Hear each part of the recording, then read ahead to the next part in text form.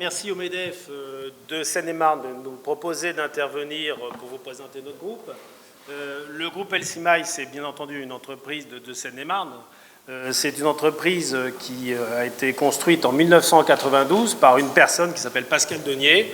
Et c'est une société qui a débuté avec 3 personnes à ce moment-là. Et aujourd'hui, pratiquement 30 ans après, nous sommes 400 ingénieurs, puisque nous sommes aujourd'hui intervenant aussi sur la nouvelle économie. La moitié du groupe intervient dans les programmations numériques, la transformation numérique, qui est un changement fondamental de notre société, et l'entité, le reste du groupe, est sur des sujets environnementaux et sur des sujets d'immobilier industriel, avec aussi la volonté de pousser l'idée de réindustrialisation qui, à nos yeux, sera porteur de création d'emplois. Donc cette ETI était basée à Melun, 400 salariés, 230 personnes, un chiffre d'affaires aujourd'hui de 70 millions, ce qui nous positionne sur le plan de la Seine-et-Marne comme une des grosses ETI du département. Le siège à Melun, donc 27 ans d'implantation et la moitié des effectifs sur le territoire. Et nous poussons l'idée, effectivement, de développer, et c'est aussi l'intérêt du MEDEF 77, de développer l'activité, la coactivité entre nos entreprises, de développer l'économie du territoire et l'économie de chaque entreprise de notre territoire. Je poursuis donc un certain nombre d'interventions. Nous sommes présents, bien sûr, au travers de la région, au travers du Paris Region Business Club. L'idée de la région, c'est aussi de travailler avec les entreprises franciliennes. Nous sommes également offreurs de solutions sur les sujets de l'usine du futur, au travers notamment de certains programmes que nous portons et que nous développons. Et nous sommes bien entendu aussi à la fois membres du MEDEF 77, mais également du METI, c'est-à-dire l'association des entreprises de taille intermédiaire, qui sont l'élément faible, en tout cas en France, par rapport au secteur allemand. Et nous intervenons le plus souvent possible dans ces différents clubs. Nos sujets qu'on vous a proposés aujourd'hui, on intervient sur les sujets d'usine du futur.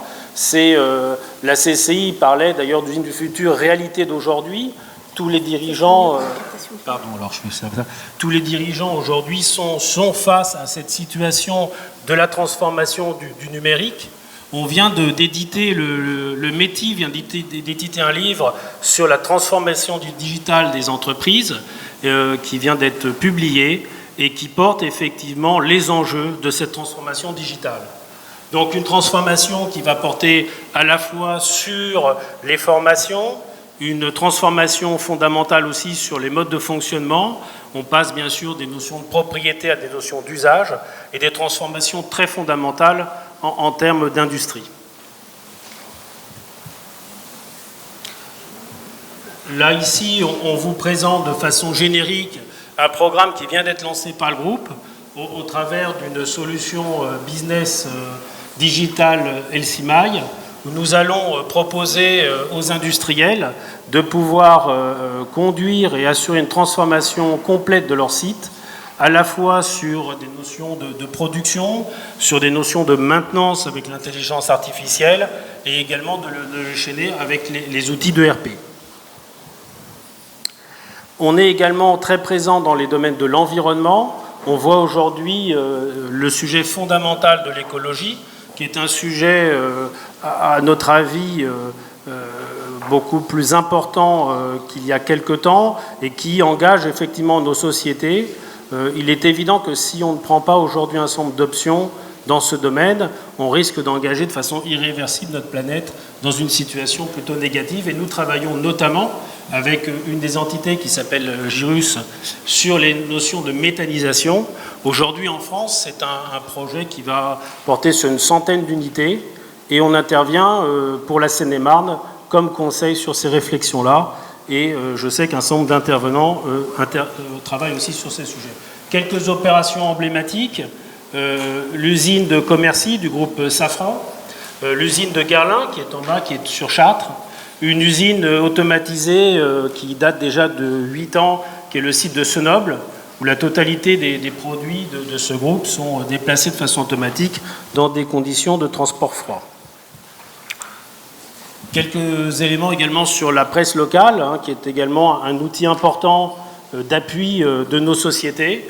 On a cité ici quelques articles et on voulait également remercier ces presses qui permettent d'informer, d'apporter des échanges, ce qui est aussi fondamental. Voilà, écoutez, j'ai terminé pour cette présentation et je vous remercie de votre écoute. Je voulais aussi remercier tout particulièrement Jean-Marc Sérigny et son équipe pour son intervention. Et je voulais aussi avoir un mot pour Jean-Jacques Barbeau, qui est un président du département que nous avons connu et je voudrais lui rendre une petite estime. Merci.